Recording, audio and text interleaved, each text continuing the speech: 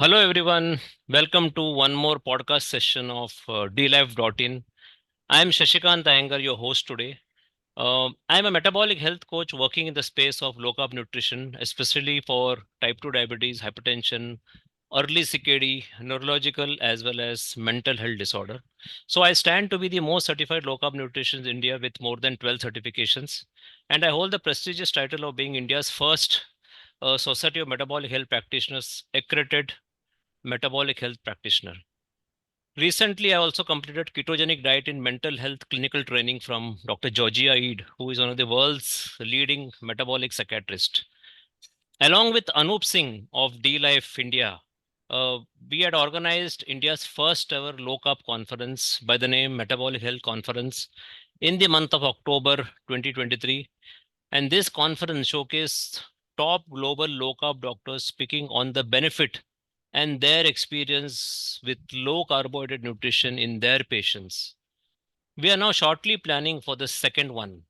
So second one is going to be even more interesting. Now let me talk something about DLife.in and Anup Singh. DLife.in was founded in 2014 by the brilliant and very dynamic Anup Singh, an engineer and a silver medalist from India's distinguished IIT Roorkee. Anup is also type 2 diabetic in remission since February 2011. He completely changed the game by going low carb and is now living a pill free life. Probably he has never taken a single pill in his life for diabetes. It was Anup who pioneered and came up with the idea of 100 grams of carb per day as the upper limit in a low carb diet for Indians. What Anup has done for the diabetics in India has never been thought or achieved ever before. Now, DLF has more than 2,000 combined success stories of diabetes, hypertension, fatty liver, weight loss, among others that have been put into successful remission via new low carb nutrition approach. Now, there are more than 1,200 Indian low carb or keto recipes which are listed in the DLife in forum.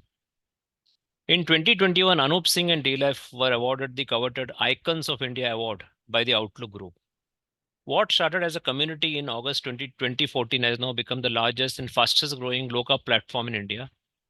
DLife's diploma course that was launched in April 2020 has given India's top of the line low carb nutritionist and metabolic health coaches.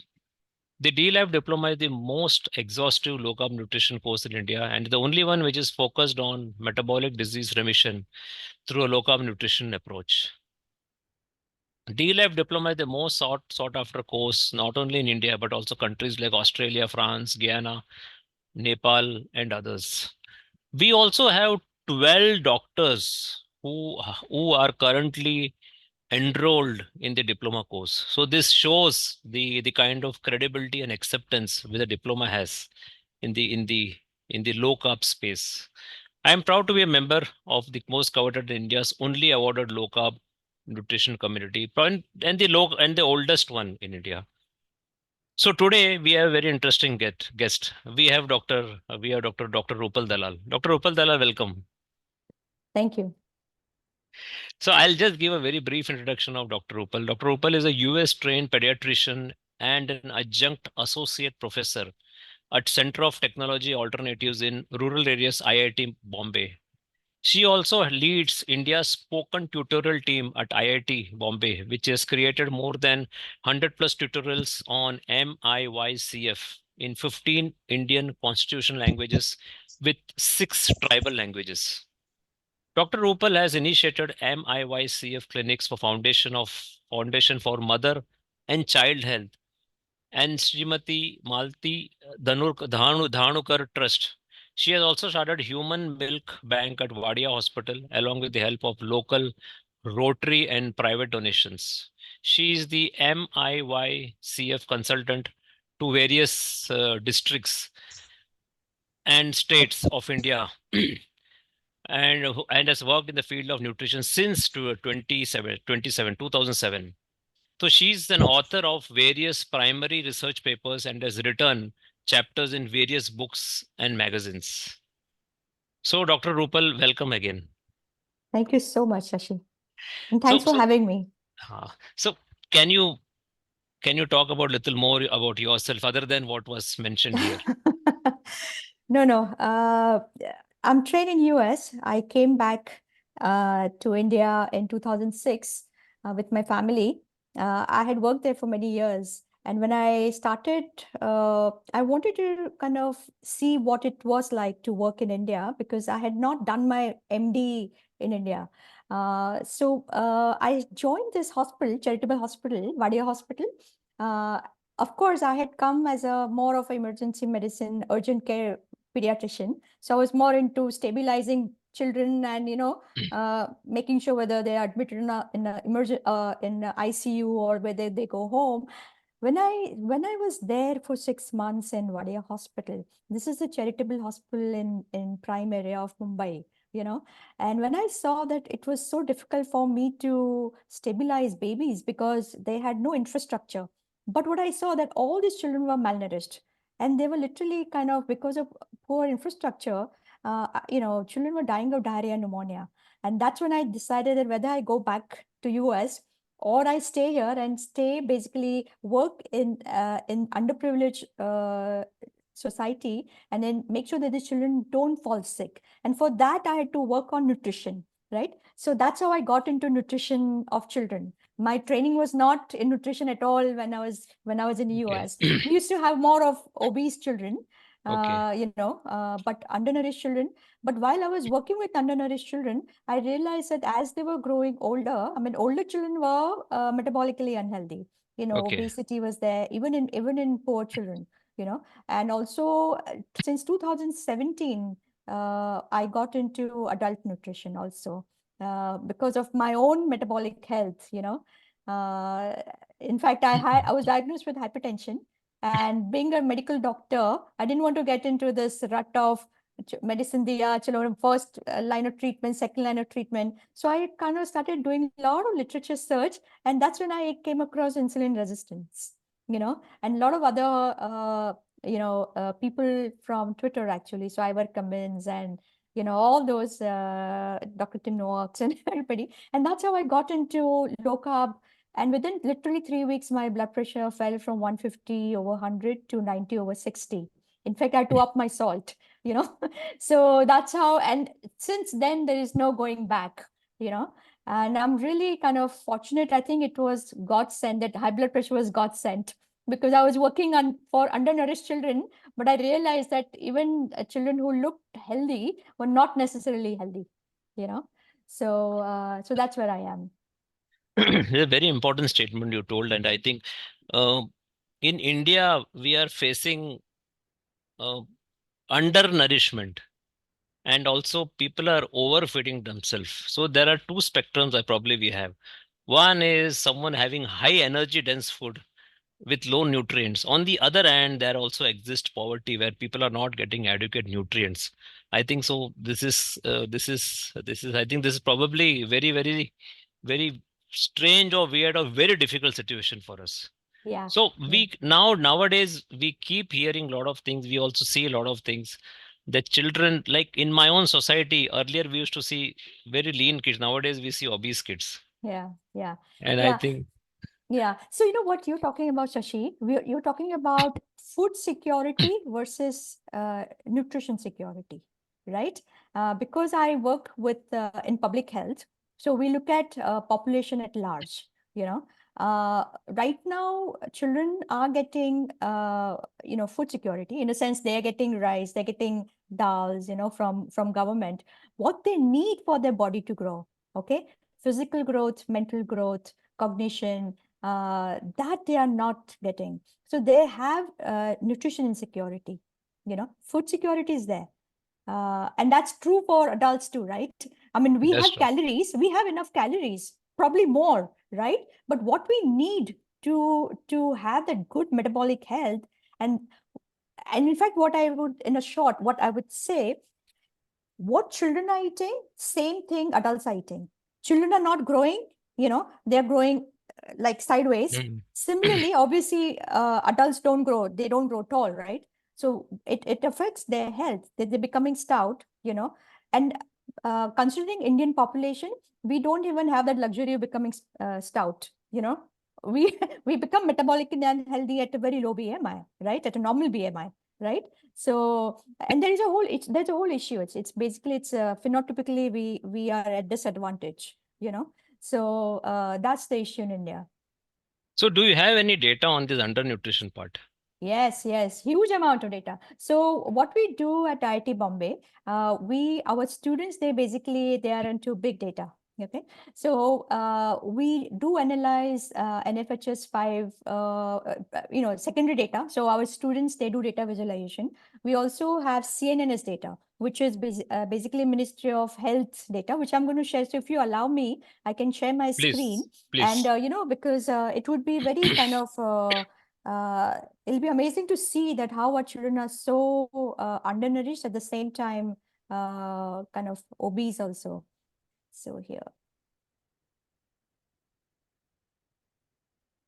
Okay, can you see my Yeah, slide? we can see. Okay, there you go. All right, so I'm just going to present just quickly, just about 10 minutes or so. So here is, let me discuss a little bit about undernutrition, because this undernutrition is direct, there is a direct link of undernutrition and under 5 years to your metabolic health later on. Okay. And that's what this will tell us why our children are metabolically unhealthy. Okay. So this is the data of under 5 children, NFHS 5 data, National Family Health Survey. And here you can see, basically, this is age-wise data of stunting, underweight, and wasting. Stunting means children's length. Okay, under 2 years we call it length, and about 2 years we call it height. Okay, so this is red color stunting. Your underweight means your weight for age. So that's your yellow color is your underweight, and wasting means as per height, what is the weight of the child? Like thinness, thinness, that's what we call. So you can see over here, right at birth. So from birth to 2 months, our almost 30% children are already malnourished. And these children are basically below -2 standard deviation. Okay. So normally you have only 2.3% or 2.4% children who are allowed to be under -3 standard deviation, or -2 standard deviation. Here, look at this. This is 30% children are already below -2 standard deviation. So 2% versus 30%. Okay. Now you can see, as children are not growing or catching up, in first 6 months, you can see, wasting is not much difference. Underweight, there's not much difference. There's not much difference, actually. That means first 6 months, they are not getting proper milk transfer from the mother. Okay, so mother is trying to breastfeed, but the milk transfer which should occur from mother to babies, because there are ineffective breastfeeding techniques. And in IIT Bombay, we have worked tremendously on breastfeeding techniques. What is to be done? We have done research, and we have published in international journals exactly how to breastfeed. And then as you can see, after 6 months, children are started on top foods, right? They are your complementary foods. And as you can see, as complementary foods are started, your stunting level is going up. So if you look at over here, your red color bar, look at this. From 6 months to 12 months, children are not fed well. They're only getting watery rice and watery dal. Okay, hardly any protein-rich food, hardly any fat in the diet, good fats. And then you can see after 1 year of age, look at the stunting level. Between 1 to 2 years of age, your stunting level is almost 40%. This 40% stunting is very, very significant, because these children are going to be short. They're going to be pretty poor on cognition. Okay, because physical growth has not happened. That will affect their IQ also. They will not be able to complete their schooling. And as you can see, there is not much difference after that. And this is up to last bars are up to your, up to 5 years of age. So you can see wasting gets better. Why it gets better? Because children are now stunted. So for that particular height, you do not require that much of weight. So this, SAM and MAM, acute malnutrition or wasting getting better. It's not getting better. It's just getting masked. So that's the overall, over 5 years, how children fare in India. And this one, basically, as you can see, stunting, in urban area, it's around 30%. Rural area is about 35. So there's not much difference, actually. You can see stunting, underweight, it's pretty much the same. Okay, so we have, if I tell you overall percentage of underweight children under 5 years, it's about 32% children are underweight, 32, so 1/3 children are underweight, 36% children are stunted. So under 5 children, 36%, it's like pretty significant number, and almost 21% are wasted, means they are thin. And this thin children, if they are short, the children are at high risk of morbidity and mortality. If the risk of infection is very high, because they don't have enough good immunity, they don't have good resistant power, and they have high mortality, especially children who are stunted. And this is all the coexistence of most of the children have one or the two coexisting conditions. I'm talking about nutrition indicators. Here you can see prevalence of stunting, and this is state-wise data. You can see Meghalaya has the highest stunting, almost 45%. So all like Bihar, Uttar Pradesh, Jharkhand, so this is all state-wise stunting data. You can see it, so it's pretty much all red. Some of these states, and I'm also surprised that even Jammu and Kashmir is in red state, because they do eat non-veg. So, but most likely they are not feeding proper nutrient-dense diets to just children.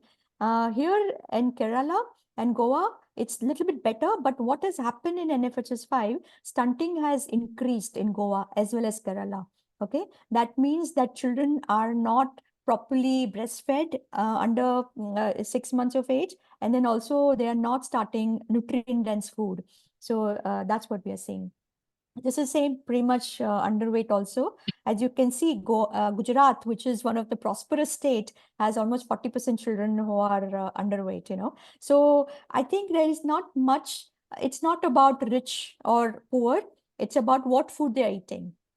So Bihar, Jharkhand, as we expected, they have higher underweight. And this is wasting data. This is about weight for length. As you can see, pretty much all red. States like Maharashtra and Gujarat, which are prosperous states, have thinnest children. This is anemia. So anemia is another issue in India. 60%, 65% children are anemic. Okay, so that is also an anemia has different causes. You can have iron deficiency, you can have B12 deficiency, folate deficiency, but 65% children. And the repercussion of anemia in children, it will cause damage to the IQ. And this cognition issue will be there lifelong. Okay, it's a permanent consequences of specifically iron deficiency anemia. Okay, so here is your map of India. As you can see, it's all red. Okay, unfortunately now for the next survey, government is not going to do anemia check in the survey, so that we know it already. Ladakh, imagine Ladakh, 90% anemia. Wow. What is the reason why they were removed? Yeah, because look at this. I mean, if anybody looks at this, and of course there are some, they are saying that the way they are checked, accuracy. Yeah, accuracy, because normally NFHS, your IIPS, they check through HemoQ machine. Okay, HemoQ is capillary blood. And normally they say that venous blood, you will not see so much of anemia, but that's not true actually, because in US, we always use HemoQ for the screening. If the child has anemia, severe anemia, we would do capillary blood also, or venous blood. Okay, but there is not much difference, But anyway, just wanted to let you know the anemia issue in India. Here, breastfeeding practices are less than, so normally what we recommend is to start breastfeeding within 1 hour. But obviously, we have a very good institutional delivery, but we don't have early initiation of breastfeeding in children. So only 40% children are breastfeeding within 1 hour of this. It has a repercussion on the gut microbiome. So Shashi, you know about the importance of gut microbiome, right? I mean, it's such a important aspect of our metabolic health. And all these children who are not breastfed within 1 hour, these children have a high risk of, derange or dysbiosis, I would say, and again, I won't go too much in detail about exclusive breastfeeding. I'll come to now, complementary feeding. So this is complementary feeding data. Here you have only very few percent of children who are started, complementary feeding by 6 months of age. So most of the children are not started on complementary feeding on time. And here, this is again data of complementary feeding, 6 to 8 months. How many % of children are started on complementary? So only 45% children are started on complementary feeding on time by 6 to 8 There's months. one question. What is complementary feeding? This is, the food that children started on solids. Okay. Before we used to call it weaning food. We don't Yeah. call it weaning food. Weaning food means, weaning means you stop something or you go Yeah. down on something and increase something. Here we are not saying weaning. Here mother's milk is continued. We are just basically complementing mother's milk with Yeah. solid food. So that's why we call it complementary feeding. Now this data is also very, very significant. This is minimum acceptable diet. Okay. Now, minimum acceptable diet means enough frequency and enough diversity. We always have issue with diversity, even in adults, right? Yeah. So same issue is there in children also. The 6 months old children, 6 to 23-month-old children, look at this minimum adequate diet. It's literally like, these are age-wise. So 6 to 8 months, only 6 to 7%. Even the older children, only 15% children are getting minimum adequate diet. So, and if you look at overall data of children under 2 years of age who gets minimum adequate diet is only 11%. So only 1 in 10 children are getting enough adequate diet in the form of minimum MAD, minimum adequate diet. Okay, now let's talk about metabolic indicators. Now, all these children who are stunted, they are at risk of developing metabolic disorders. There is no doubt, but now look at this was the data which was basically survey which was done by CNNS, again, Ministry of Health. Excellent survey. They had checked, a blood test of almost 50,000 children.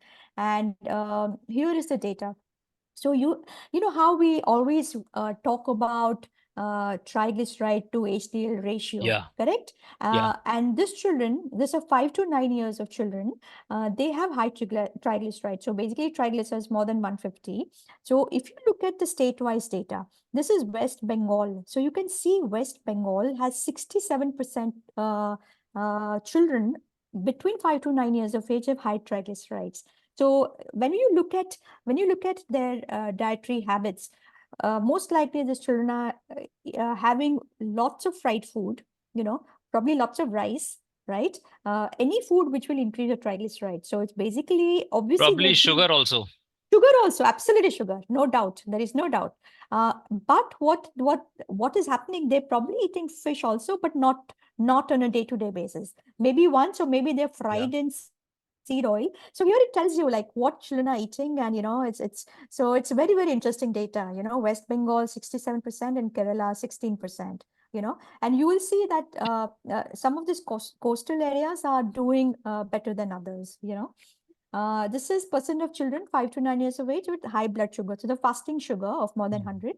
You can see Manipur, West Bengal. Look at this, 22% children have high fasting blood sugar level. That's significant, right? Every fifth child Huge. has Huge. huge. And this is very, very kind of disheartening, Here is HbA1c. Your HbA1c of more than 5.7. So your pre-diabetes, basically, pre-diabetes or diabetes. So percent of children 5 to 9 years old, look at Goa. Your 26% children, and this is government data, okay? This is Minister of Health data. Very well done study. Excellent. I'm really, really proud of government to do this kind of study. And they found basically your Haryana, Gujarat, Goa, look at the number of children who are pre-diabetic and diabetic, basically pre-diabetic, and some of this children, Uttar Pradesh, Bihar, those children are probably not, they are probably getting intermittent fasting, not getting enough Yeah. food. You know what I Post. mean? Yeah. Post. Yes. Yeah. So you can make out, being a low carb, we know exactly what is happening with these children, I know the again, fight, going back to the other slide, there is a fight in social media. They will say that the incidence of diabetes is very less in Gujarat, in Rajasthan, because yeah, primarily they are vegetarian. This is the fight yeah, that goes on. But yeah, here, if you see, their own children are suffering from yeah, pre-diabetic HbA1c level of 5.7 or above. So it is really, yeah. this is terrible.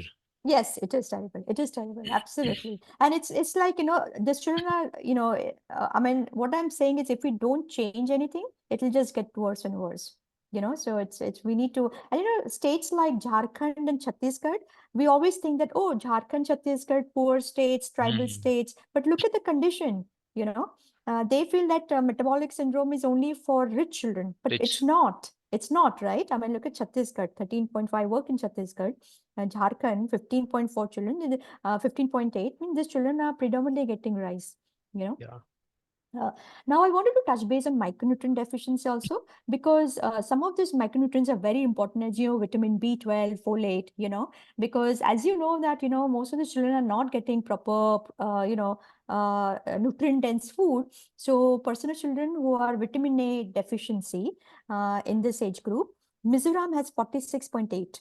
Now, I always tell my students and my healthcare workers that vitamin D, the best vitamin A that you want to give to the child is in the form of retinol and not keratin, right? yeah. And they always say, no, I'm giving gajar, I'm giving, leafy vegetables, but it's not going to get absorbed. I don't understand. So here you can see that, a lot of these children are not they are vitamin A deficient. That's a pretty significant number. This is for vitamin D deficiency. Now, as you know, vitamin D is extremely important for our metabolic health, correct? Yeah, It helps with immunity, it helps with cancer, it helps with everything, especially in children, it helps with growth, right? Linear growth. So Punjab, you can see 76% children are vitamin D deficient, Uttarakhand. So here you can see pretty much 2/3 states are in red zone. Um, Here is zinc deficiency. Zinc deficiency is also very, very important, in terms of metabolic health. So Himachal Pradesh, 37% children are zinc deficient. And problem with children, if they're zinc deficient, they will not grow in height because it's very important for linear growth also. Zinc, it's a type 2 yeah, nutrient. Uh, Here, I already spoke about earlier, but look at this, even 5 to 9 years old. Uh, Here, I want to tell you, Punjab, there is, Punjabis, they eat a lot of wheat, yeah. and I feel, I mean, like, I know it, that gluten definitely cause colitis, and it has so much kind of negative detrimental effect on your intestinal lining, so probably they are losing a lot more blood, and that's the cause rather than less iron, because they do have some non-veg, but probably not so much in children. But 50% iron deficiency in Punjab is pretty, disheartening. Here, vitamin B12. So B12 is, as you know, it's, animal source will give you B12 vitamins in children. And you can see that, starting from Madhya Pradesh till Punjab, almost 1 in 5 to 1 in 3 children are vitamin B12 deficient.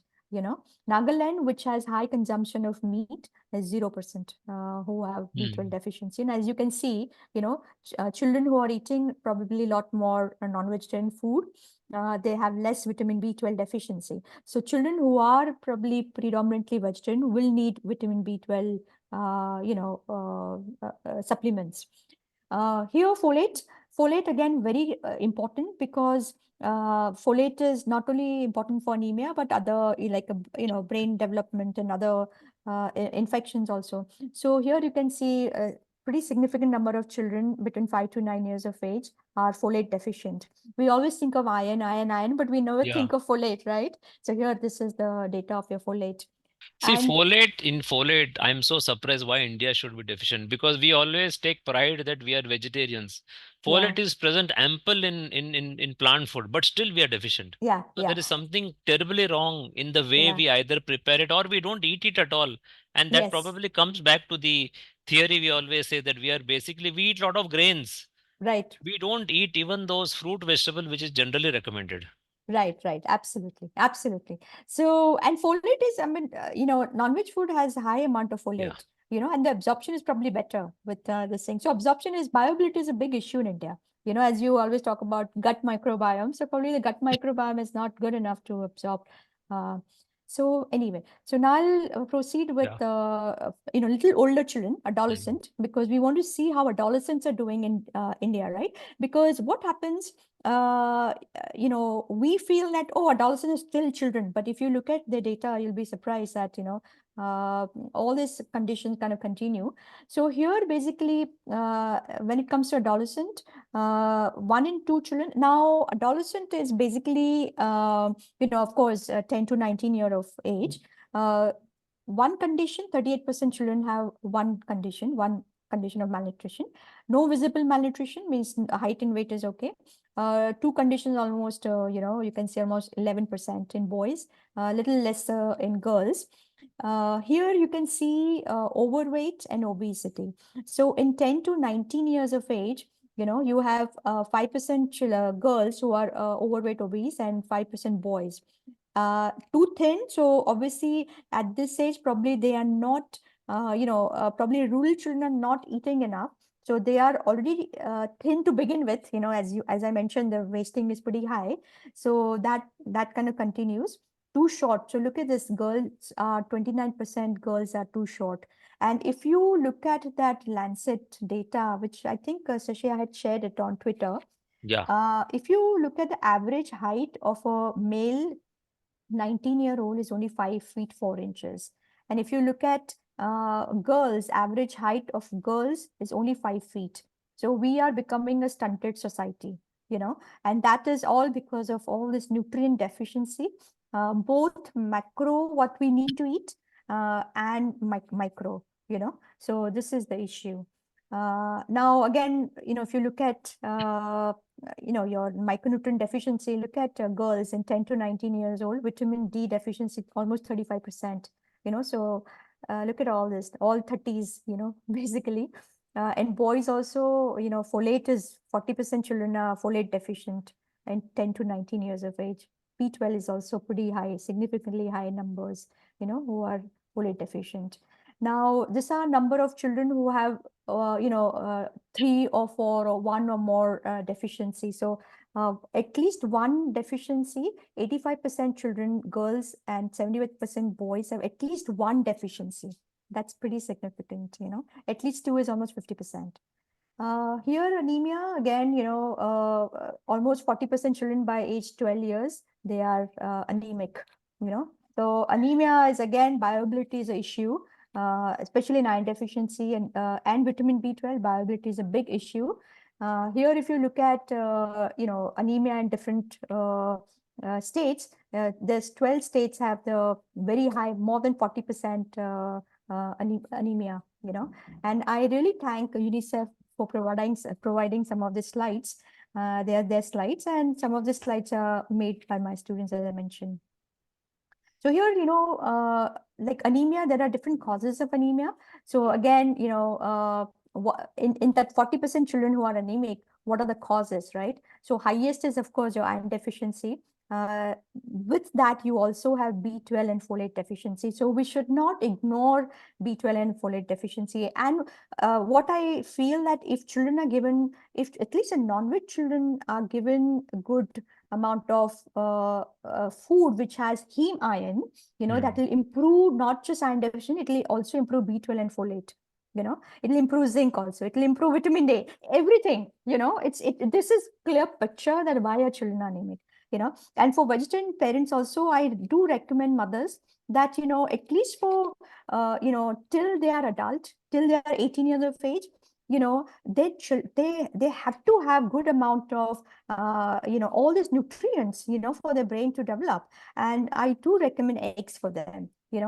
Although I don't push for it, but I talk about science, and the repercussions. So I do recommend that it's their life, and it would be unfair because of your own bias or your religious or cultural biases. We are preventing the children to have full potential. And this is again NCDs. So this is important. Now, as we know that we need to have a good cholesterol, HDL, and look at this children who have basically, risk, cardiovascular disease risk, Okay, and these are the children who have poor HDL. So for boys, almost 30% children have poor HDL, and almost 25% children have poor HDL. And look at the diabetes risk, hypertension risk, at least 2 risk. So this is pretty significant in young children, and this is like what they eat. So this was another CNNS data only, exactly what they are eating. So eggs, basically only 8% boys, they eat eggs thrice a week, and only 9%. So look at this. It's literally, they're hardly eating anything which has a good amount of nutrient dense food, right? So, these are the data again from CNNS. Milk is consumed more in boys, less in girls. It should be the other way around, actually. And here, children, what is missing from their plate? So basically, all this thing are missing, pretty much, 62% children, boys are not eating eggs. 68% children, girls are not eating eggs. So this is the reason why we have so much of micronutrient deficiency, although they're eating pulses, so a significant number of children are eating pulses, but still you're not seeing the improvement, so it's absorption basically. See, I think Okay. in milk, I always have one point, and I used to discuss with doctors also earlier in my pharma days. The milk we are having are all toned milk, or the Yes. fat is taken out. So probably half the nutrients are going off along with fat. Absolutely. Yeah. So And what we another thing, what they do is they remove a cream and then yeah, make ghee out of it, yeah, and then ghee will be shared by everybody, right? everybody. So I completely agree with you that, we should come out of this fear of cholesterol, just last couple of slides and then Yeah. I'll complete over here. Now, what are they eating? Like the unhealthy diet. So basically you can see the fried food is pretty significant, in adolescent. So fried food is basically your seed oils, Yeah. and even in Kerala now they're using seed oils. So I was surprised to know that, because some of my students are from Kerala and they said, no, they have stopped giving coconut oil, using coconut oil in the fear of, cholesterol. Even Goa, it's the same thing, they have stopped using.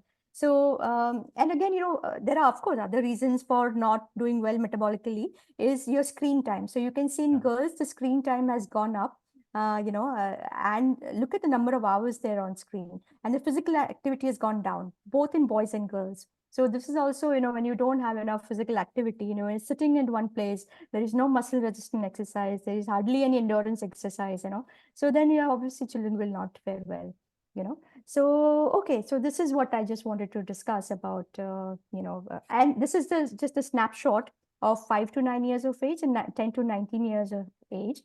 As you can see, this is your triglyceride. So your, almost 33% children have high triglyceride between 5 to 9 years of age, and that do come down, but then it goes up. But then you can look at HDL. So HDL, poor HDL, it's significant. 25% children have poor HDL, and that increases. So as you can see, their metabolic health is just getting worse and worse, because the ratio remains same, right? Even if your triglyceride comes down, but if your HDL is also coming down, that means your ratio is not less than 1. So that's what I wanted to discuss. And this is about pre-diabetes. So look at this. 9% children between 5 to 9 years of age are pre-diabetic. This is pre-diabetes. Okay. And similarly over here, this is pre-diabetes in 10 to 19 years of age. So 9% children are already pre-diabetes. And they are at risk of developing diabetes pretty soon, actually, the way they eat. So this is where I'll end now. And let me know like what I can, I because think now we know the problem, right?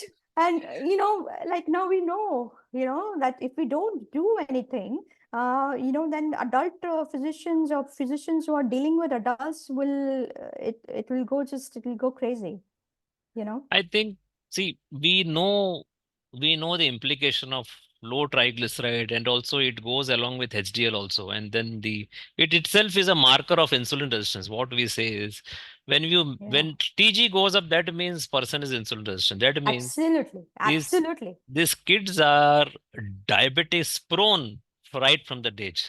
Right. And the problem is, Sashi, that most of the doctors, we are taught that your range is up to 150. Okay. So they don't do anything till it reaches 150, You know, They they don't do don't. anything till it reaches 500, crosses 500, let me tell you. No, and then, you know, I mean, obviously there is nothing that they can do, right?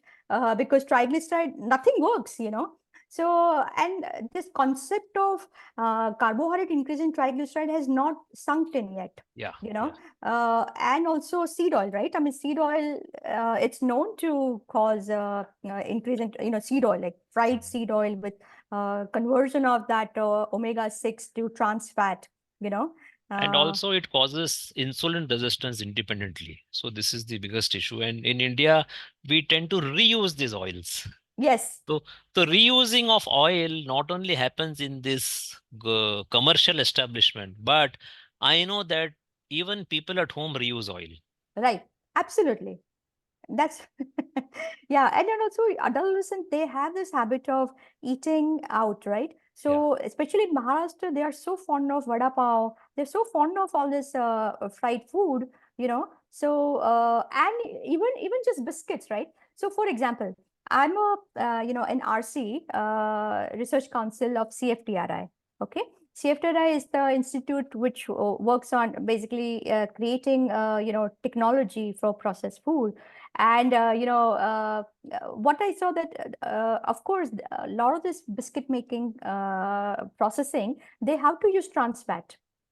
So I'm pushing them to create some recipes which they don't use trans fat for making naan katai or cookies or biscuits, right?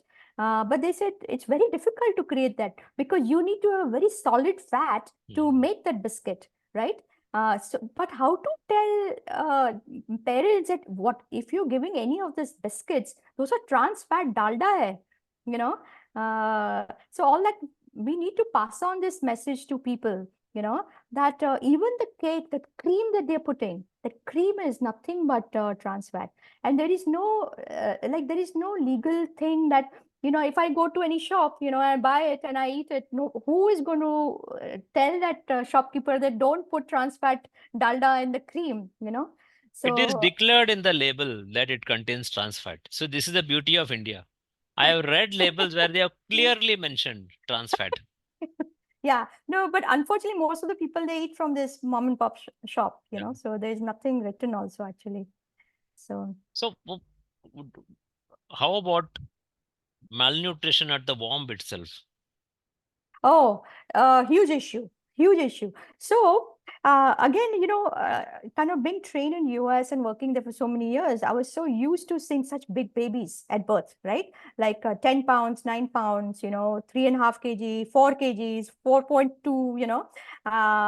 Of course, I'm not saying that they're pretty, like they're healthy as such, but it was when I started working at Wadia Hospital, I was seeing all these small babies, 2.5 to, of course, we used to have prematurity, but you know, not so much. Like here, to the whole, I mean, every baby, especially I work in tribal areas. The tribal areas, the weight is like 1.5, 1.6, you know, and the average birth weight in India is 2.7.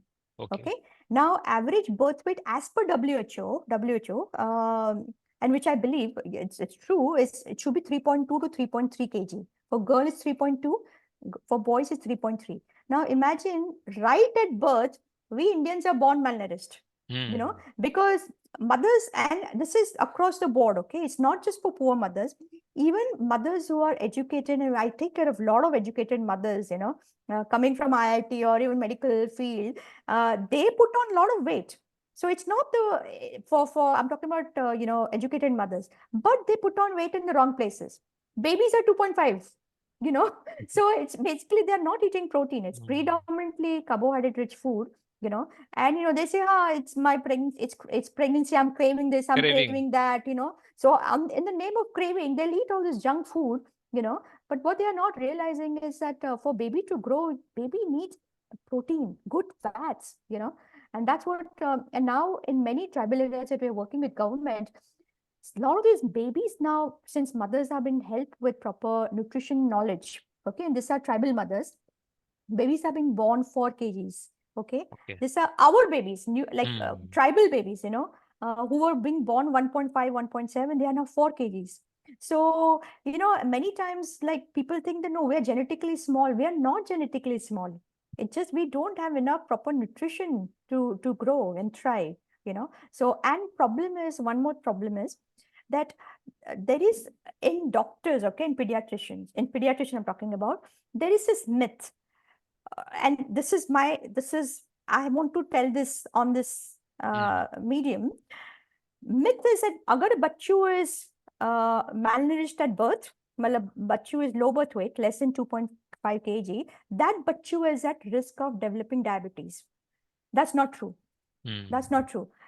If this baby is given proper mother's milk, okay, if mothers are taught proper milk, if baby is growing fine, catching up on growth on mother's milk, okay, and at 6 months you're not started on typical rice dal thing, you know, if you're given high rich protein and good fats, these children will grow tall, will not have diabetes, blood pressure, you know.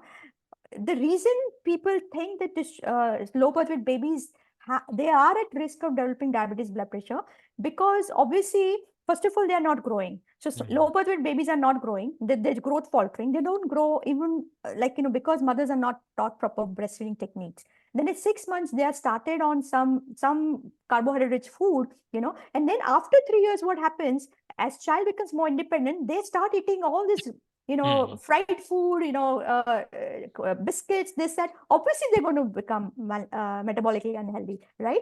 So the problem is they're focusing on the wrong thing. It's not, I'm not saying that children should not have proper birth weight. They should have it, you know, and we work on it. Definitely we work on it. But the problem is that once you have a low birth weight baby, you focus on breastfeeding techniques. You know, you focus on cross-cradle hold, focus on whatever hold mother wants, but 45 points that we recommend at IIT Bombay, you know, and then have good protein-rich food at 6 months, it will protect the child, you know. So what would be the protein-rich food? This is a very crucial question I want to ask you for vegetarians and for others. Yeah. So I'll start with vegetarian because myself is vegetarian. Of course, I eat eggs also, but I started eating eggs much later in life. Okay. I was born in a very strict vegetarian family. And you know, eggs were always no. But what happened once I was diagnosed with high blood pressure, you know, I said either I eat a lot of these medications, you know, which are probably, some of them are capsules and probably made of gelatin or whatever, you know, or I would start eggs as medicine, you know. So then I feel that, you know, and eggs, of course, I always make sure they are, you know, those unfertilized eggs, you know, I get from good source. So I feel eggs are vegetarian, to be frank, you know. So I do recommend that children should have eggs. If they are not eating eggs for, say, religious reason, that's okay. Then second good complete protein is your paneer and dahi. Paneer and dahi, you know. I don't recommend for young children, I don't recommend cow's milk because mother's milk is there. And mother's milk is excellent source of whey protein, is excellent source of good fats, you know, it's the best, right? But besides mother's milk, after 6 months, babies, they need to be started on, you know, your milk dairy products. Okay. Then third one, and in fact, I have mentioned in my health spoken tutorial also, Shashi, I have mentioned which food to start, because normally in India, people say start with rice. So I said, no rice. I said, start with pulses, no? Start with pulses. Then you can give millets. Of course, pulses are incomplete protein. So to complete that, you need to give some amount of grains. But I said, you know, don't start grains first. Start with, you know, your protein-rich foods. Then you have, you know, nuts and seeds. So we have focused a lot on making powders from nuts and seeds. Okay.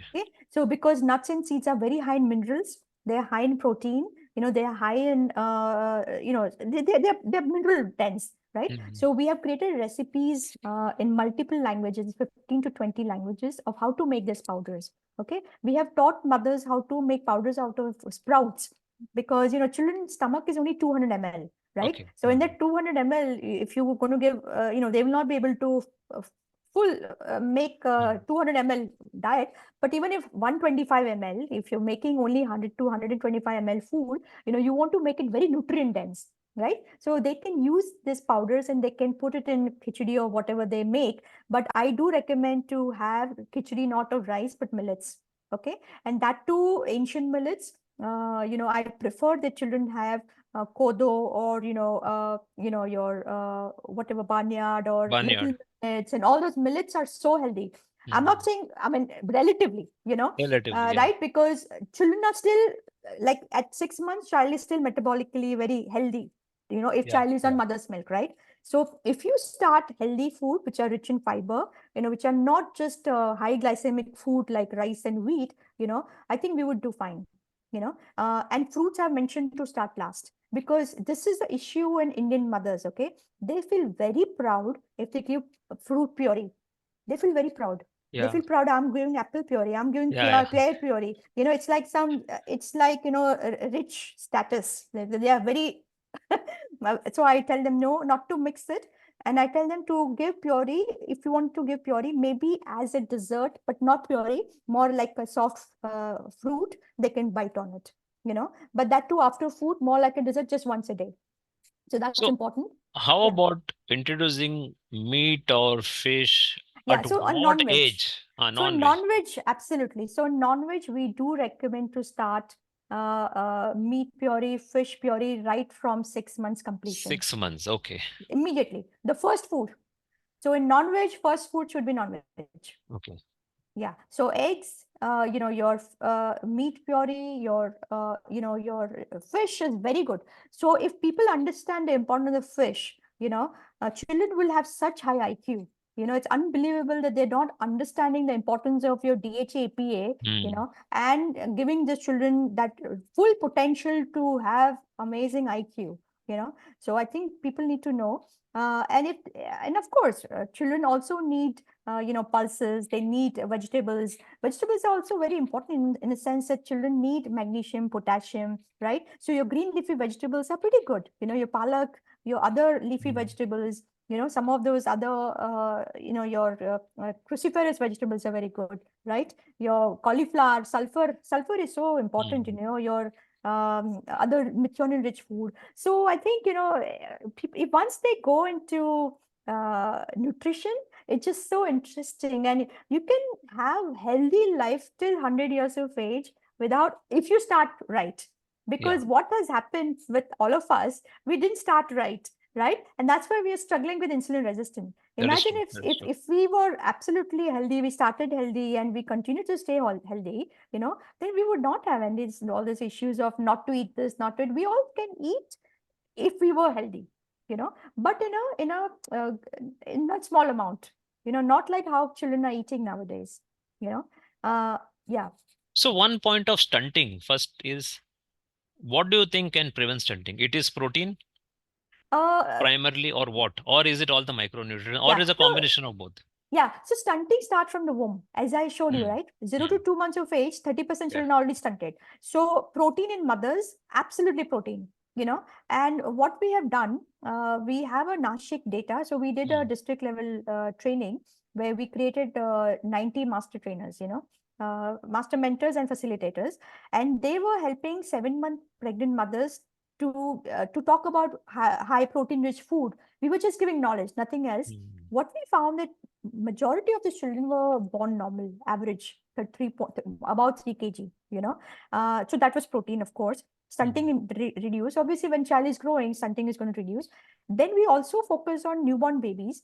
So babies who were born already small, we focused on the techniques of breastfeeding. Because what we found, if babies are not growing well, because of poor milk transfer, poor breastfeeding techniques, those babies, when they were not growing in weight, eventually their height also suffered, right? The length suffered, right? So that 6 months is very, very crucial, because there are a lot of studies which have come out, Shashi, where what they've done, what they found is children who are growing very well in terms of weight in under 4 months of age, their IQ is higher at 9 years of age. Children who are growing very tall in first year of life, okay, at 1 year of age, if they were very tall, those children also had a high IQ. So it's basically your first 1 year and First your one. pregnancy, right? If you can tackle this, then mothers already know by 1 year of age kya khana khilana hai, kya nahi khilana hai, all that, So I think that is important. And of course, 6 months ke baad, protein and good Hmm. fats, Good. because children, of course, they will get carbohydrate. I'm not saying that they should not take carbohydrate. They should take carbohydrate, but good carbohydrate. What are good carbohydrate? Your dals, your pulses, your nuts, seeds, your vegetables. This is all carbohydrate, right? Why do we have to be obsessed about rice and wheat? I don't understand. Rice, wheat, So and sugar also, for the yeah, sugar, matter. sugar. People feel that children should be given sugar. Yeah, If yeah, there yeah, is a sugar. sugar shortage, then people feel that no, what will my child do without sugar? Yeah, sugar and jaggery. So Jaggery. people have this thing that no, I'm not giving sugar. I'm giving jaggery. Jaggery. But what they're not realizing, they both are sucrose. So that thoda sa understanding, if people get it, no, it'll be easier for them to. I think so. Now the crux is during the pregnancy itself, protein and nutrient dense food has to be given. And Yes. possibly, of course, they are all supplemented. So there is no issue with that. And when the child is born, introduce a good amount of protein food at 6 months onwards. Hmm. So that is what we say, an adequate breastfeeding, of course. So Right. that has to be given adequate importance. So I think we need not fear that protein can be easily given from the 6 month order. So whether it is Absolutely. eggs, whether it is paneer, whether it is dahi, yogurt, or meat or fish or chicken puree. So whatever Hmm. can be given is what you say. Very, very interesting. Yeah. And I think we already have seen all the data and all of all the micronutrient deficiency. Very grim, but I hope that more such programs, especially with doctors like you, people will be more aware of this. And I think, do you think we can open up for question and answer? Yeah, there's one thing I wanted to mention Yeah. about adolescent. There is an issue. Not only what they should give, but we should Mhm. also talk about what they should not give. So we Okay. talked about sugar, we talked about jaggery.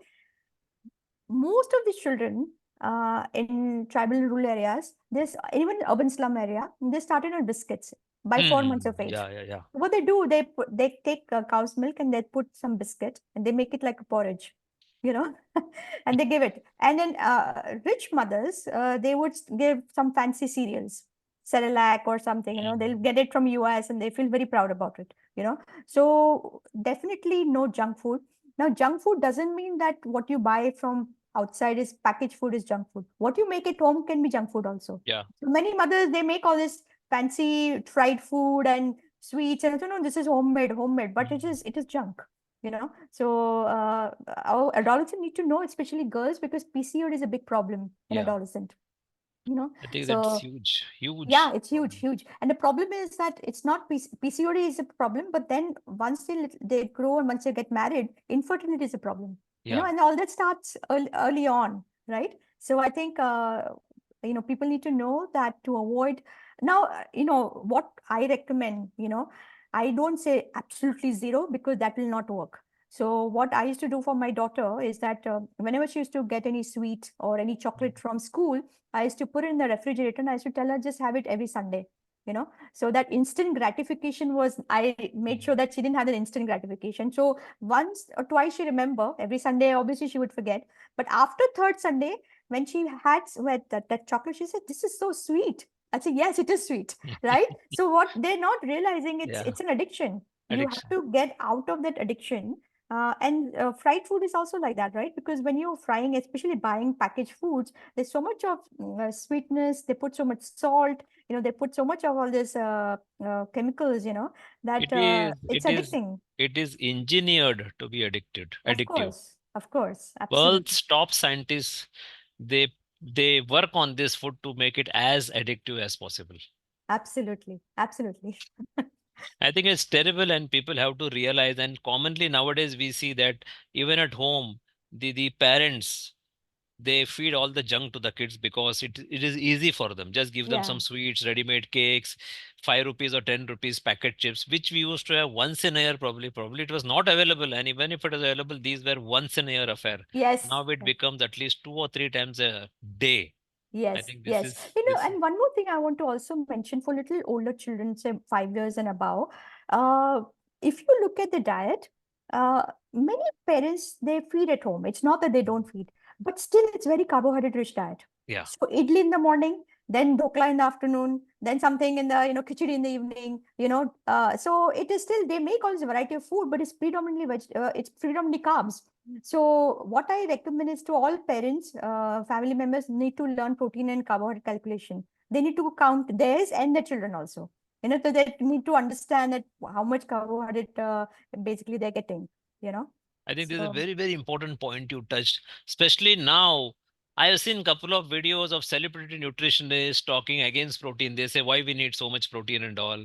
People are talking too much about protein. I know a couple of them. So I think coming directly from you, someone who's working on child nutrition, I think it's very, very important. The message has to go out clearly that we need to count protein and not count calories, correct, count protein in each meal. I think that's something which, if they want a good future for the children, they will have to do this. And we have correct, seen in our practice as a metabolic health coach, we see childhood obesity, childhood coming, kids, 17-year-olds coming with rock bottom testosterone, low yeah, vitamin D, low vitamin B12, low folate, low iron, obesity, everything, fatty liver, whatnot. yeah, And yeah, let me tell you, we see lots such cases. And yeah. sometimes they don't improve in 2-3 months because parents have not done any effort to improve. Yeah, It's so absolutely, sad. absolutely. And one more thing I want to talk about good fat, Yeah, because children's brain is growing, yeah. right? And people are just so afraid of word called cholesterol. Ah, So they are depriving children of good fat, and I need to pass on this important message that children brain needs cholesterol, and we tell this pretty loudly in America. Okay, we tell mothers, because over there, while I was working, we used to recommend breast milk up to 1 year of age or formula, and then after 1 year we would recommend cow's milk. At that time we would say no, cow milk but with full fat. It was very, very strongly like we were taught. But unfortunately in India, when parents are giving milk to children after 2 years of age, they're removing malai, they're well, removing ghee is important. If you want to give any other oil, coconut oil is good. Definitely avoid seed oil, which is your soya, corn, canola, I think all that. it is well documented that and in the womb itself, from the third trimester, they require DHA, lot of DHA, and 6 month postpartum. Again, the mother and child requires a lot of DHA. So unless the mother Correct, has enough DHA, correct. it's not, the child's brain may not, I mean, it may not develop as good as it was in the past. And I think in the past we used to feed them a lot of dairy fat, at least full fat Right. dairy, and that has gone down. This again, I'm coming to the point that we are afraid to give ghee and butter, we are Yeah. afraid to give eggs because of cholesterol, our milk is stoned. So I think Yes. all Yes. this really I, adds up. I think they have forgotten what our Krishna Bhagwan used to have. Yeah. I think this Uh, message has to go. So can I yeah. open up for Yes. questions? Yes. I think Absolutely. because it is already 1 hour and Yes. people may Yes. want to ask. So someone can unmute and ask one question. So before that, I had one question from someone who wanted to ask this to you, that sometime if the child is not sleeping well at night, is it possible that the child is having some deficiency? Yeah, Is there any more. data on this? Yeah. No, no. More than deficiency, it's exposure to your screen, right? Okay. So if child is on, An infant, not child. Let me say infant who is yeah, newborn. yeah. If No, they, so yeah, so what happens? Again, first 2, 3 months, it's common that children would wake up every hour or okay. two to breastfeed. This is common. Okay. Now, some children have something called colic. Okay, so certain number of hours they would cry like 3 hours, four Okay. hours, and they would cry during evening time, Hmm. and those are colicky symptoms. A lot of hypotheses are there, but we don't know exactly why they cry. Fine. There are a lot of other causes. Generally, it's not. We want to make sure that there is a milk transfer occurring. Child should Okay. not be crying because of hunger. So if Fine. child is growing, and this is very important that people need to know, mothers need to know that child grows 1.2 kg a month.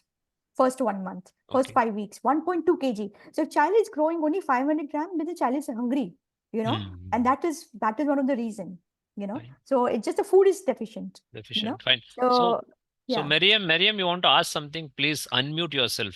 You have the option of unmuting and asking. Yeah, hello, Yeah. good evening. Yeah. Yeah, amazing session, Dr. Rupal. I just want to ask that the normalization of formula feed in both mothers and the pediatricians Yeah. and its relationship to non-communicable diseases. Could you just touch upon it? Yeah, A big, absolutely. yeah. Absolutely. Thank you so much, Marian, for asking this question. This is very Yeah, important. I work with mothers and for supporting breastfeeding. But the thing is, the pediatrician says that it's okay when the Yeah. pediatrician writes the formula, and I'm here trying to support the mother, and it is like the quick fix for the mother to give formula rather Yeah. than work on her supply position and latch. Yeah. So it's like very Yeah. difficult. Yeah. And Yeah. Yeah. one more thing I want to ask is like in like babies, children above 5 years, like how much carbs are okay to give, like for Hmm. age and all. Yeah, these two questions. Thank you very much. Yeah. Okay. So I'll start with the formula intake. So definitely, Marian, I'm also fighting with all the pediatricians. So don't worry, we are together. Okay. Many pediatricians are basically, many of them, they don't have training on maternal, infant, young child nutrition. Many of them, they feel that, cesarean babies, they can't breastfeed or mothers can't breastfeed. So they start. A lot of time they have this notion, that child will become hypoglycemic, means sugar will go down and it will affect brain. So there are a lot of this myths. There are sometimes, even money is involved, right? Conflict of interest, right? So there are different causes. And the What first 3 days of formula usage in the crazy, immediate postpartum, like crazy. yeah. It's crazy. I don't recommend at all. So what I do now, Marian, I kind of, if possible, I teach mothers when they are pregnant. Okay. So when they are pregnant, I teach them not only about importance of breastfeeding, and which you can get our tutorials, health spoken tutorial. We have created importance of breastfeeding in Yeah, public. I regularly use Oh, thank you so much. Yeah. yeah. So that way, I've at written least, in the chat box as well. okay. Thank you so much. Thank you so much. Thank you. Thank you. So So, there's one more question here. huh. You're finished? You're finished, Dr. Yeah. Rupal? Yeah, no, formula. No, the Yeah. she was asking about formula. So formula has a lot of sugar. It has a lot of omega-6 oils. It has emulsifier. It has preservatives. It's basically ultra processed junk food. Okay, so these children are not only they'll gain weight very fast, but that weight gain is not healthy. It's not like breast milk weight gain. Okay, so they And will our be at obsession risk of with the developing. chubby babies. No, it's ridiculous. The thing Yeah. is, child needs to be chubby, but not on formula. It should be on breast milk. So please tell mother that work on the techniques of breastfeeding. Okay, where we have done a lot of work on that. And other thing is that the children are at risk of developing diabetes, blood pressure, even cancer actually.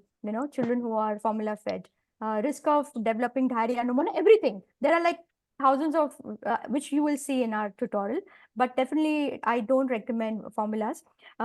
Second question was how much carbs. So now, in 5-year-old, I don't count carbs as such. Okay. What I do is I do recommend protein. So if child is eating good amount of protein as per appetite, it will come with carbs. So for example, you are giving eggs, but you'll also 5-year-old will also have some milk with it. Milk has carbs. So I don't particularly say that itna carbs milna chahiye in bachcha. Bachcha needs carbs. Need matlab in a good carbs. As I mentioned earlier, your pulses child can have, your millets child can have, vegetables child can have, your dahi products, dahi, paneer. This all has carbohydrate. So I'm not like in children. I'm not like very very anti carb. I'm just anti high glycemic index carbs, which is rice and wheat. Okay. So, but and also I'm for high protein diet. I'm for good fat. So as long as you take care of all that, That fruits are okay. 1.2 Fruits are okay in child. 1.2 gram per kg, right? The same Yeah, protein. because in fact even more because I child think are in growing. children it is more in It child is because they are definitely more. growing. Absolutely. This To almost 1.2, 2. 1.5 is in adults. So Yes, this is more. they need It is. higher because they're growing, right? Yeah. Your bones are 50% protein, right? So Okay. they need more protein. Okay. Thank you very much. Yeah. So Sure. there is Mr. Sanveer has raised his hand. So before he comes to that, there is one more question which says that dairy is restricted till 12 months of age by pediatricians. Dairy? Yeah. Yeah. Pediatricians don't recommend dairy till You know till what? 12 I'll months. tell you what pediatrician recommend. They say don't have dairy, but they have Pediasure. It's So crazy. unfortunate, yeah. It's So crazy. unfortunate. No, I don't, unless child has some particular, cow milk protein allergy or something, but very rare. What I see, okay, once many of the children have gluten sensitivity, okay. So when you fix gluten sensitivity, in a sense, when you stop wheat, they start tolerating many other proteins, okay. So fix the problem, fix the root cause, rather than stopping something, which is so nutrient dense, so that's important. So I don't recommend wheat in children, actually. I'm very strict on wheat. Great. Thanks. Yeah. Sanveer, Okay. Sanveer, you can ask question quickly. Okay. Am I audible? Yeah, please. Yes. Thank you, Shashi sir. Thank you, Dr. Rupal, for the session. Okay. So my baby is 11 months old, and she's still like waking at night like 6 to 7 times, Okay. and she's having trouble sleeping, and she has to be breastfeeded to be make her sleep. Yeah. That is one. And I have another question is what fruits and vegetables are like do's and don'ts? Like what should we get? What should we not give at this age? Yeah. Okay. So 7 to 8 months, if she's waking up very frequently, then she's getting into habit of putting or feeding to go to sleep. So, you will have to change that behavior. You understand, right? So what is happening? Probably mother is breastfeeding and baby sleeping while breastfeeding. So when she wakes up, suddenly she's okay. Where is the breast? So don't use breast as a pacifier for the baby. You wake up the baby and then put the baby to sleep. So that behavior needs to change.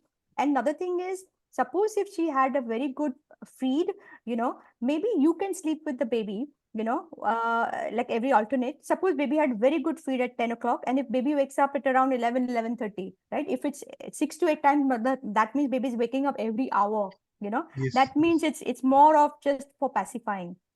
Don't give breast. You can just wash your hands, give your finger, or you can, just give some little bit of water. After 6 months, you can give water also. So, but don't have this habit of every time baby wakes up, you need to put baby to breastfeed. No, but at the same time, you want to make sure baby is gaining weight.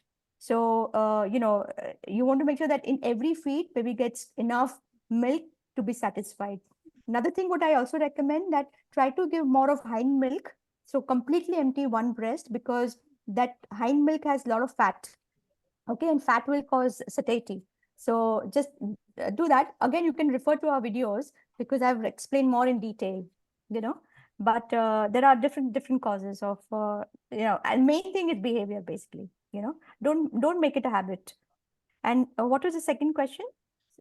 What fruits and vegetables can we give or not give at this age? No, you can give everything. Only thing I don't recommend is that too much potatoes. Potatoes are carbs, so avoid like all that, because we have this habit of giving mashed potato or all that. Fruit also, I think, little bit is okay after one meal. So after anything is fine. I'm not saying that don't give banana, you can give, but it should not become like after every meal or in between you're giving sweet fruits. Fruit quantity should be less. It should be eaten like a dessert, and not like just plain whole snack or whole meal, just fruit. And another thing I don't recommend is not to add fruit in your main meal. So don't mix it, because a lot of time mothers what they feel is, oh, how will child taste, because they're not supposed to put salt. So they then start putting fruit puree to make it sweet, so that should not happen. But otherwise, children can have all fruits and vegetables. Avoid too much starchy food. That's it. Thank you. Fine. Yeah, and try not to puree it. Don't puree the fruit. Make it like, just cut it and kind of put it in. A child can have it with their hand. So like, don't make a puree, because then it will become pure sugar. Yeah, Shashi, can I ask a question? I'm Ira here. Yeah, Ira. Yeah, Ira. Hi, Dr. Rupal. Yeah. Wanted to ask a question with regards to the carnivore or the meat eating that you mentioned. Children by default hate eating vegetables. And, all of our, nutrients that are there are more bioavailable in the animal foods and not plant foods. Correct. Biochemically, animal products are the only source where one can get all our macros as well as micronutrients. Except for magnesium. probably. Yes. Okay. Vitamin A, B12, D, K2, they are more prevalent in animal food than the plant food. Yeah. I'm sure you would agree with that. Yeah. And,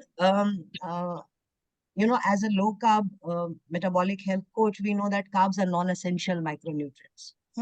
So are the children missing out on anything if they are carnivore and they are not taking carbs and they are not taking vegetables? If they're not taking it, I won't force it, to be frank. Is it essential to take vegetables and carbs on a carnivore diet if the I- child is already on the meat diet and he Yeah. likes?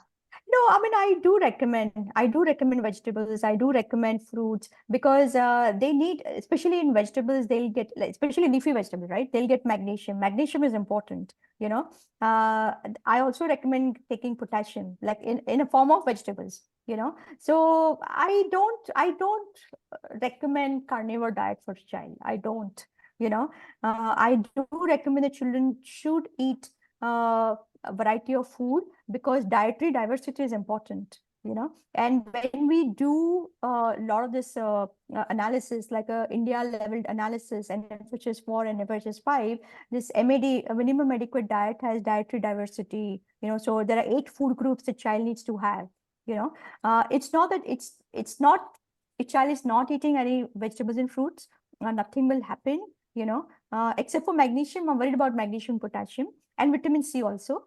But otherwise, by and large, I do recommend to have at least 5 food groups out of 8, and that 5 food groups, I do recommend pulses, yeah, as I mentioned to you, like pulses also, even nuts and seeds. Those are, it's important the child should have those taste,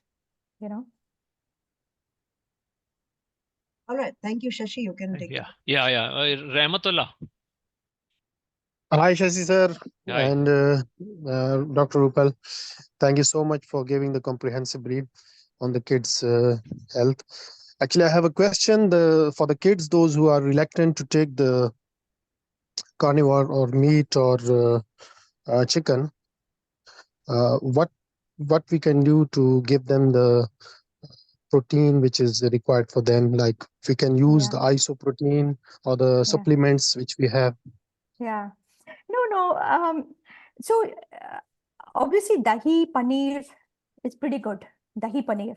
Okay. Those has good diet score, more than 1 actually. I do recommend, many of our children have done very well on pure vegetarian diet. They have done well. And this, I have data, this has happened only in the matter of 3 months, where parents started giving a lot of this nuts and seeds powder, started adding in their regular food, also increasing, pulses. We also teach them techniques of making this food.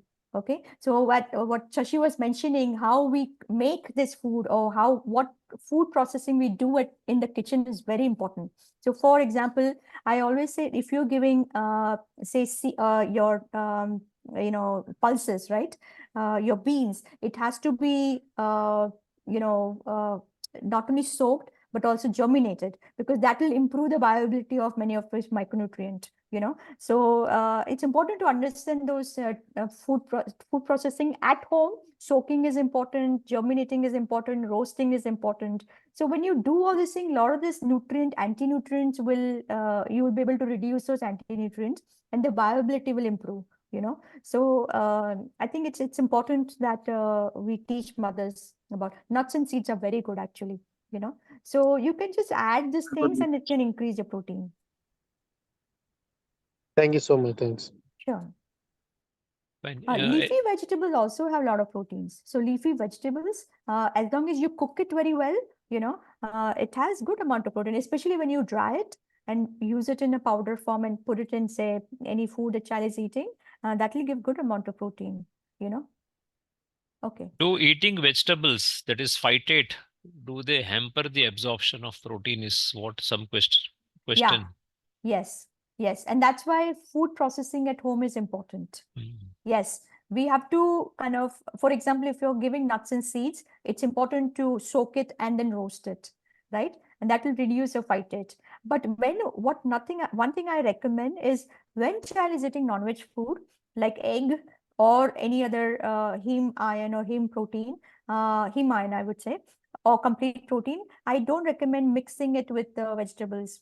Okay, because let that heme iron get absorbed with other nutrient without any phytates and without any other oxalates, you know. So when you're giving eggs to the child, just give eggs and maybe dairy. Okay, Right. avoid vegetables with it. You can give vegetable in another meal. Naveen? Yeah. Hello, Dr. Yeah. Rupal. So thank you for a very comprehensive presentation. So my question is more on policy, because as individuals or as groups, our influence over people is quite limited, right? So at the government level, I think you're also involved in many, a lot of other committees or things with the government. So how do you actually influence government? Because if you just look at the policies of the government, they are nowhere close to anywhere recommending health or nutrition, or it's totally going in the wrong direction. So Thanks, Navin, for this question. So first thing, so there are different ways we help government. One is the knowledge. Think about it. How much knowledge did we have, before we started this journey, right? Even being a doctor, I had no clue about this low carbohydrate approach and nutrient density and protein calculation. So first thing we do is we do capacity building of healthcare workers, including medical officers, CHOs, on how to count protein, how to count carbohydrate, we take care of them first. We teach them what is their nutrition, right? Then what we do, we ask them to adopt mother-baby diet in different age groups. And they actually see the results of the counseling. They see the results, and they see results in the poorest of the poor. These are only by just counseling. Okay, so half of the problem is, in fact, 80% of the problem is solved just by increasing the knowledge of the healthcare workers, right? Second thing, what we do, for example, Jashpur government, Jashpur is the one tribal district in Chhattisgarh. When I went to visit Anganwadis over there, most of these children were eating very good amount of rice and very watery dal. So I spoke to DM and I said, this is not going to give protein at all. He immediately started eggs in those Anganwadis, in pretty much all the tribal areas of tribal blocks. So this way, we kind of make IS officers aware. In fact, IS officer from Nashik, she even attended our NPTEL course, which we IIT Bombay professors, we float this top maternal infant young child nutrition on Swayam website. NPTEL courses. It's basically free. So she took that course and she took the whole program in Nashik. So now the whole Nashik district is getting trained. So I think it's a lot of lack of awareness. To be frank, poverty is there. It's not there. I'm not saying it's not there, but they have some access to food. So for example, what we do, say pumpkin, right? Now pumpkin, they have pumpkin, but they throw away the seeds. So we teach them, don't throw away the seeds, roast it, make seed powder and put it in child's diet. So that way, by increasing that knowledge, it improves their dietary diversity and also, their protein. But of course, government is also learning. In fact, yesterday, one of the letter came out from central government for medical colleges. I don't know, do you know about this, Sashi? No. So yeah, we got a letter actually for all the medical colleges, no junk food in medical college premises. Great. Isn't it amazing? Nice. Yeah. So Yeah. that's your policy, right?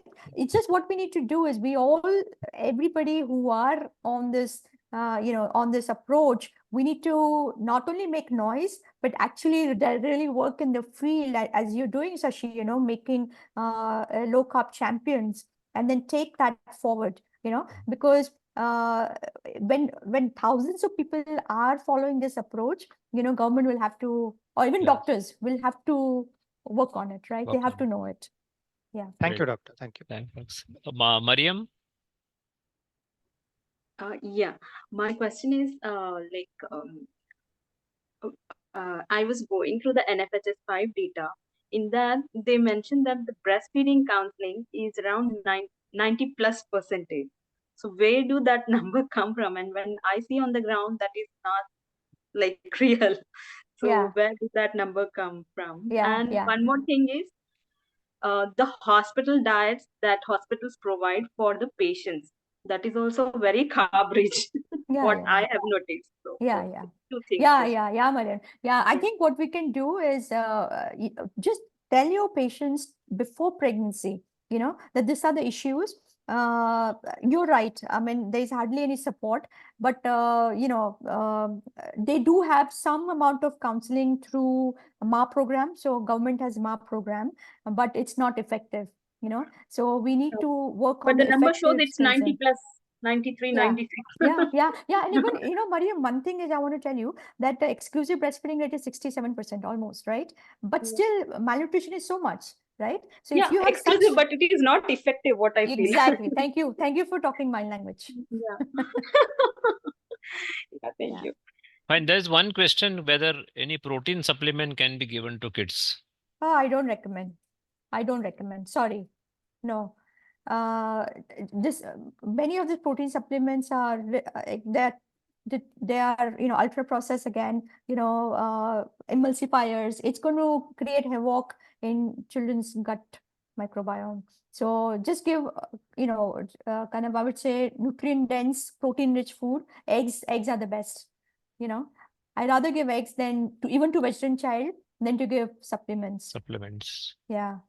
Fine, thanks. I think that's about it. I think I don't think there are any more questions. No one has raised any hand. Okay. So one more thing I wanted to, Sashi, one thing I want to tell parents, everybody. Excuse me, madam. Good afternoon. Yes. Yeah, madam, it is interesting. So nice, and that all the things we are learning. But I am having a concern, like protein-rich diet, except egg. All other things are very costly. Like some vegetarian family, when they don't accept egg, what is the cost-effective protein? Can you suggest them? Yeah. So what I recommend is basically when they're buying a lot of this fruits like seeds, right? They throw away a lot of the seeds, like peanut. Peanut is very good. Peanuts are not that expensive. So they can roast peanuts, they can roast sesame seeds, they can make even moringa leaves. If you look at moringa leaves, protein is pretty good, in fact, when you dry it, right? Because when you dry it, there's a lot of leaves in there. So you can use, again, you work in a area where the children are poor. So you have to think in terms of what can poor children afford, or poor parents can afford. So you can try those. Dahi is also, I mean, it's expensive, but one thing is counseling. So Manjubala, you can just counsel and try if they can have at least one egg a day. That will give them 7 grams of protein. Yeah. Thank you, ma'am. Thank you so much. Yes. Someone, Ira, you are raised your hand. So someone mentioned soya. Can we give soya to them? Soya, I don't like too much, to be frank. 2 to 3 times a week is okay, but it has estrogenic activity. So, I don't like to give soya for morning, afternoon, evening, because if we give that choice, unfortunately, vegan will just say, no, soya is fine. So I don't necessarily take it 2 to 3 times a week is fine. Ira, you want to ask something? No, madam, meal maker is the soya actually? Sorry? Meal maker one is there, no, madam, which is dried soya one. Chunks, that's what she meant. Yeah, meal maker, I mean, just twice, so maybe 3 times a week is okay, little bit, but don't make it like a total soya baby, Yeah. Okay. Yeah. Ira? Shashi, I think it is somebody else. Isha Sinha has raised her hand. It's not mine. Acha, Isha Sinha. Sorry. Yeah. Isha, sorry. Yeah. Hello, sir. Hello, ma'am. So it's a very informative session, and ma'am, I am also working as an MIYCF consultant. So I have a concern that we are going to health facilities and saying C-section mothers, okay, don't put your baby on top feed and immediately early initiation start karna within 1 hour. Everything we do, sometimes mothers do listen to us also. The problem which I started facing was that in C-section mothers, sometimes I actually found that it is difficult for them to initiate as soon as they get the baby. And since they are like good people listening to us, they will said कि नहीं doctor साहब मना करके गए हैं पीने के लिए या टॉप फीड देने के लिए. And here we are also struggling with initiation of breastfeeding. Like I actually face these things in like a few mothers, not one or two, I'll say. Yeah. So what should we do? What should be our approach, ma'am? Because this was a little disturbing for me, because at one end I'm asking them to not give something, and then I'm also not able to offer something. Yeah. So Yeah. please suggest something Yeah, on Isha, that. what you need to learn is in when mother has C-section, right? She'll be in a supine position in the with Yes. the back. So you learn that baby can be horizontal, where mouth is on one breast and the legs on the other side. Okay, and then even if mother is unconscious, you can still put the baby and baby can latch. Okay, so learn that technique. And if Yes, what ma'am. we have found, and there are a lot of research on that if baby starts sucking immediately after, in fact, I recommend even during cesarean section, we have created 3 tutorials on that, tell Okay. that mother to talk to OBGYN before she goes into cesarean, that she wants to do this. So you'll have to prepare OBGYN, but Prior even to if that. suppose, yeah, prior to that, absolutely. But if it's not done, even if mother is say has not come out of consciousness, you can still put baby on mother's breast, upar se, and even if baby starts sucking, milk will come. Okay, so don't wait for milk to come and then baby, then you put baby Yeah. to suck. Once the Okay. sucking starts, milk has to come. Okay, so don't be afraid. And many times, as you know, the babies are in ketosis. Yes, So, ma'am. Tashi, you know it, right? That Yeah, babies yeah, are we in know. Yeah, we ketosis. know. So, either doctors feel that, oh, hypoglycemia, hyperglycemia, they are unnecessarily, they are putting babies on formulas, True. So, so don't worry at all about it. Yeah. Okay. Thank you, ma'am. Yeah, Thank you so much. Nirmala. Hello, thank you for a wonderful session. I wanted to know whether usually for complementary feeding or weaning foods at 6 months, I recommend an equal amount of rice and dal, that is moong dal, and veggie mashed with some ghee and no salt. So in this, can we really go down a lot on the quantity of the rice and recommend mainly dal and veggies? Yes, yes. So what I recommend, instead of giving rice, go for other ancient millets, because ancient millets are higher on fiber, they're low on carbohydrate, and they are higher on protein also and mineral also. Okay, but don't give too much, because you don't want too much fiber also in child's diet, because that will cause problem. That bloating will come, right? So you can have, you can have dahi, put dahi in there, because dahi is basically your, your diet score is very high, right? So it will help absorb, anything which is lacking in dal. You understand? It will balance your amino acids. So try to put dahi in all their foods, and that it will help with bioavailability of protein actually. So if we gave us, say, the millets, I mean, immediate acceptance may be a bit less. So if the rice quantity is small and like dal and veggies in equal quantity, it should be okay, but but add dahi, because dahi is the one which will improve protein diet score, So yes, dal ke saath you add dahi, and rice should be literally like sprinkling, sprinkling of namak ke jaisa sprinkling of rice is fine. But I would still prefer, and you can add some nuts and seed powder also, which is fine.